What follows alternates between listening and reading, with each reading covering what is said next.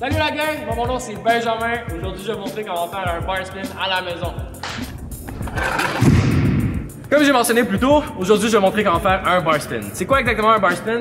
Un bar spin, c'est quand tu as les deux mains sur ta trottinette, puis tu fais une rotation de 360 degrés avec le guidon. Il y a plusieurs choses qui sont légèrement plus subtiles à apprendre quand on fait le bar spin. Fait qu'aujourd'hui, je vais tout décortiquer ça avec vous. Vous allez devenir des professionnels du bar spin.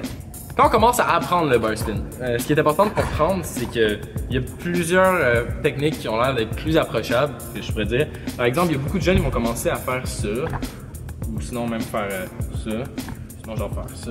Mais ça, c'est pas des bar spins. Okay? Un bar spin, ça consiste à avoir la main qui est forte, qui est sur le guidon, puis ça va être elle qui va lancer. Par la suite, on a la main qui est un peu moins forte, qui elle, le job, c'est d'attraper. Donc bref, moi je suis droitier, ce que je vais faire, c'est que j'ai enlevé ma main gauche. Je vais la faire ici comme je faisais un high five à un enfant de 5 ans, à peu près de même. Là, elle est en position, elle fait comme un petit peu un L de même. Son but, c'est d'attraper le bar spin.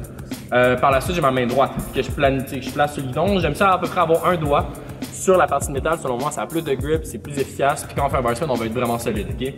Donc, ce que je vais commencer à faire, la rotation. À peu près à la moitié, ce que je vais avoir, c'est que cette partie-là de ma main droite, elle va seulement être sur le guidon. Puis sa job, ça va être de lancer. Okay?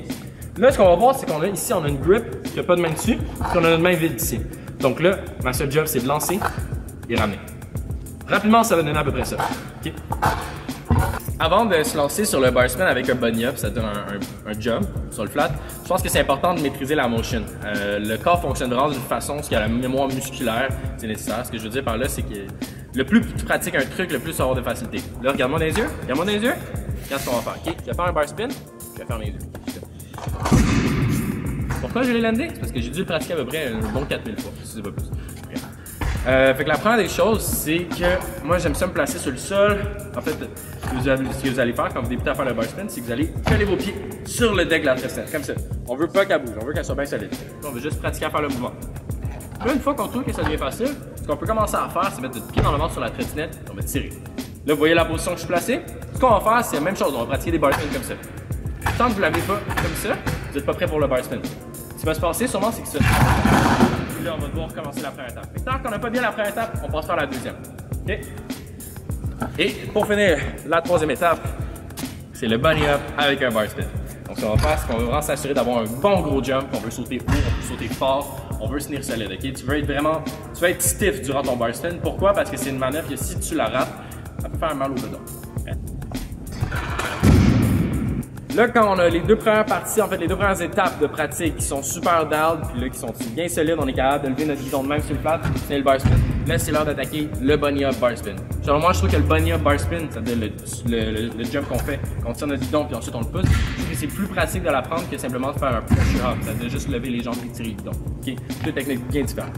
Bref, quand on apprend à faire le bunny up bar spin, ce que moi je trouve qui est intéressant, c'est que le bunny up te permet, après que tu aies tiré, d'aller pousser vers l'avant. Ça donne une certaine distance entre ton chest et la barre, fait que ça permet de spinner le guidon. Fait que moi, exemple, mon guidon est super large, j'ai quand même still la facilité à le faire mon bar spin, parce que en faisant le bunny up, je suis allé aller chercher de la longueur, en fait la distance entre moi et le guidon. Une fois qu'on a ça, on a la technique de bien maîtriser, c'est d'apprendre à catcher notre guidon vraiment solide. Fait que, vu que vous avez pratiqué souvent le bar spin sur le sol, la technique elle va être bien down, comme je pourrais dire, elle va être solide, elle va être pratiquée. Donc là, vous allez pouvoir attraper votre bar spin dans les airs, puis il n'y aura pas de problème. Une autre chose, si ça vous arrive de rentrer votre guidon, en fait votre bar spin dans votre chandail, ce que vous pouvez simplement faire, c'est rentrer votre chandail à l'intérieur de vos pantalons, ça va vous sauver du temps, puis ça va être pratique. Bref, une fois qu'on maîtrise bien la figure, qu'est-ce qu'on peut commencer à faire, c'est rajouter du style. Que moi j'aime bien voir dans un bar spin, c'est exemple le fait de ralentir la rotation quand on est dans les airs. Place de faire comme ça, on va commencer à faire ça. Là on joue avec le momentum, puis je pense que ça fait bien cool à regarder. Une autre chose, s'il y a place de guider le bar spin avec notre main, on peut genre directement le lancer, ce que ça va faire, ça va ressembler de même. On va lancer, puis le bar spin il va se faire par lui-même en fait. Donc il y a plusieurs options pour acheter du style, mais selon moi, ça c'est deux de mes préférés.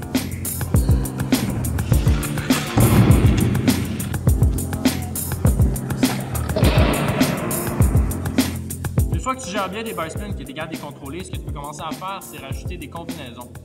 Par exemple, si tu es capable de faire un bar spin, tu peux maintenant faire un 180 bar spin. Tu peux maintenant faire des bar spin tail whip. Tu peux faire des truck drivers, ça c'est un 300 bar spin. Tu peux faire des bar spin air. Tu peux faire un bar spin, bar spin, bar spin. Tu peux faire des bar spin dans des grinds. Tu peux faire des bar spin en sortant des grinds. Tu peux faire un bar spin, grind, bar spin. Tu penses que tu es capable de faire un bar spin dans un trick? Tu es capable de faire un bar spin dans un trick. Fais un bar spin dans ton trick.